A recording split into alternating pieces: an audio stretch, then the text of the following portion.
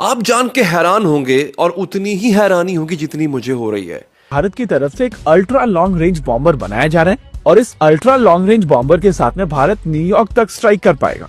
India वाला आपका खतरा खत्म नहीं हुआ, हो सकता है चंद दिनों में या चंद हफ्तों में दोबारा इसका सामना करना पड़ेगा। भारत जो है वो इंटर कॉन्टिनेंटल स्टेल्थ बॉम्बर बनाने जा रहा है। जी हाँ, उसी प्रकार का स्टेल्थ बॉम्बर जैसा कि आप जानते हैं यूएस के पास है B-2 बॉम्बर्स। वो क्यों बना रहा है? क्योंकि वो तो न्यूक्लियर साइट्स जो हैं उसको बरस्त करने के लिए या उसको तबाह करने के लिए होते हैं, जो कि भारत को 12,000 किलोमीटर की दूरी पर भी स्थित टारगेट्स पर स्ट्राइक करने की कैपेबिलिटी प्रदान करेगा। तो गुज़िश्ता जो चंद दिन तक जंगी झड़पें हुई वो सिर्फ ट्रेलर्स थे, असल काम तो जल्द शुरू होने जा रहा है। पाकिस्तान के जो ड्रोन है वो इनइफेक्टिव थे, उनके ड्रोन्स ने कुछ भी नहीं किया। और भारत का दिफाई बजट पाकिस्तान से कई गुना ज्यादा है। आप समझे कि भारत का इस जंग से पहले जो बजट था वो $85 बिलियन सालाना ये जंगी बजट था और ये साल से चला आ रहा है। अब उसमें भी इजाफा हो गया। और उस सनसनी का कारण है, सनसनी का कारण ये है कि भारत ने पहली बार रीजनल प्लेयर से एक ग्लोबल डिफेंस प्लेयर बनने का एक इरादा जाहिर किया है। तो भारत जदीद तरीन हाइपरसोनिक मिसाइल LDHCM की तैयारी में मसरूफ है। ये मिसाइल हवा की रफ्तार से 8 गुना ज्यादा तेज रफ्तारी से सफर करेगा और इसके अलावा भारत नाइट विजन मवासलाती निजाम और मिसाइल टेक्नोलॉजी की भी तैयारी में।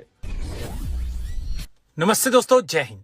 हिंदुस्तान स्पेशल में आपका स्वागत है। दोस्तों, बड़ी खबर निकलकर सामने आ रही है कि भारत ने 12,000 किलोमीटर रेंज वाले अल्ट्रा लॉन्ग रेंज बॉम्बर यानी ULRA प्रोजेक्ट पर काम करना शुरू कर दिया है। ये बॉम्बर ब्रह्मोस MG मिसाइल से लैस होगा और बिना रिफ्यूलिंग के न्यूयॉर्क तक पहुंच सकेगा।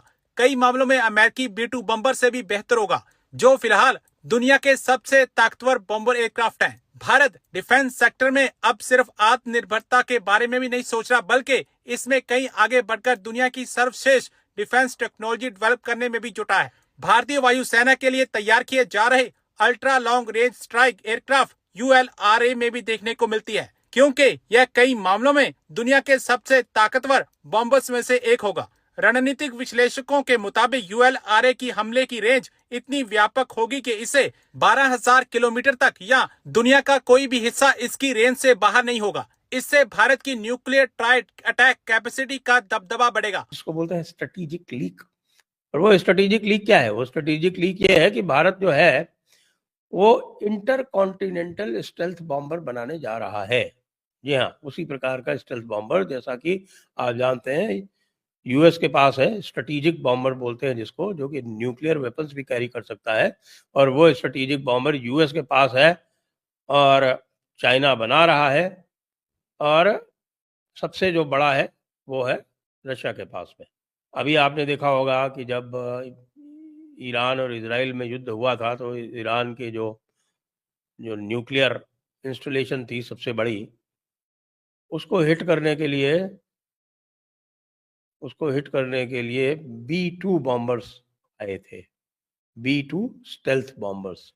तो उसी प्रकार के बॉम्बर हैं जो विंगलेस यानी नो फिन्स, विंगलेस और रडरलेस, वो उस तरह के जो बॉम्बर्स थे वो आए थे, फ्यूज्ड रडर वाले, जिसको देखने से लगता है जैसे कि कोई भूत चला आ रहा हो और जिसके कि कोई हाथ पांव ही ना हो।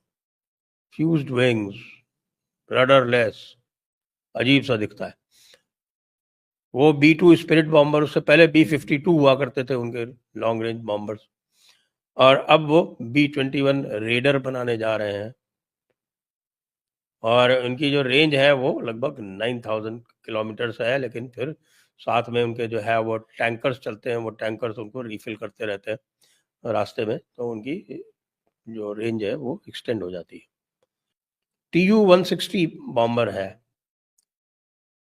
रशिया का, वो सबसे घातक है। उसके करीब पेलोड जो है वो 40 टन आ सकता है उसमें, 40 टन। ये जो मैंने आपको B-2 बताया, ये B-2 की कैपेसिटी जो है वो करीब 20 टन की है। और इसमें ये आप जानते हैं कि जब ये चले थे यहाँ पर बमबारी करने ईरान में, तो वो 15 टन वाला जो उनका मदर ऑफ ऑल बॉम्ब्स है, वो 15 टन वाला बॉम्ब लेके चल रहे थे। भारत ने जो अपने इरादे रिवील किए हैं, ऐसे भारत ने जानबूझ के ये किया है। जो अग्नि 5 मिसाइल है, उस अग्नि 5 मिसाइल के हम कई सारे लॉन्च कर चुके हैं, कई सारी टेस्ट लॉन्च हो चुकी है। जो मर्व जो उसका जो वर्जन है, उसकी भी टेस्ट लॉन्च के उसको कहा गया है अग्नि 5 मर्व, लेकिन वो अग्नि 5 मर्व नहीं है, वो अग्नि 5 का नेक्स्ट वर्जन है शौर्य मिसाइल। शौर्य मिसाइल, मर्व का मतलब होता है कि एक ही नोज पर 4, 5, 10 आप अलग अलग वॉरहेड्स वो इंडिपेंडेंटली टारगेटेड होते हैं, उनके टारगेट्स अलग अलग होते हैं और वो काफ़ी ऊंचाई से, कई किलोमीटर की ऊंचाई से उन वॉरहेड्स को डिस्चार्ज कर देती हैं और फिर वो कई सैकड़ों किलोमीटर अलग अलग डिस्टेंस पे जाकर और वो विनाश लीला कर सकते हैं। ये न्यूक्लियर मिसाइल्स के लिए उपयोग में आते हैं। मर्व का मतलब होता है multiple independently targeted re entry vehicle, ये हुआ मर्व। तो ये जो शौर्य था, इसको हमने ये एडवर्टाइज किया कि नहीं साहब इसकी 5000 से 8000 किलोमीटर की इसकी रेंज है, लेकिन वस्तुतः इसकी रेंज जो है वो 15000 किलोमीटर है। 15,000 किलोमीटर का मतलब ये हुआ कि वो यूएस में कहीं भी कोई भी टारगेट स्ट्राइक कर सकती है। लेकिन इसको ये नहीं कहा गया और बल्कि एक तरह से यूरोप और अमेरिका जो है वो उछले नहीं, इसको देखते हुए हमने कहा भाई 5,000 किलोमीटर की इसकी रेंज है, 5,000 से 8,000 के मतलब ये कि हम तो भाई पाकिस्तान और चाइना को ध्यान में रख के अपनी मिसाइल्स बना रहे हैं। पाकिस्तान को और चाइना के पास न्यूक्लियर मिसाइल्स हैं तो ये बिल्कुल डेटरेंस के हिसाब से बिल्कुल सही बात है कि भाई हम बना रहे हैं, क्योंकि हमें डेटरेंस क्रिएट करनी है चाइना के साथ में, तो 5,000 से 8,000 किलोमीटर की हमारे पास रेंज तो होनी ही चाहिए। तो ये 15,000 किलोमीटर वाली रेंज हमने छुपा कर रखी हुई थी, ये अग्नि 5 और अग्नि 5 मर्व वर्जन जो है इसमें। अब क्या हो गया कि हमने अपने स्टेल्थ बॉम्बर का शगुफा छोड़ दिया, ये कहा कि ये 12,000 किलोमीटर इसकी रेंज होगी और 12,000 किलोमीटर रेंज के साथ साथ हम इसमें 12 टन का पेलोड ले जाएंगे।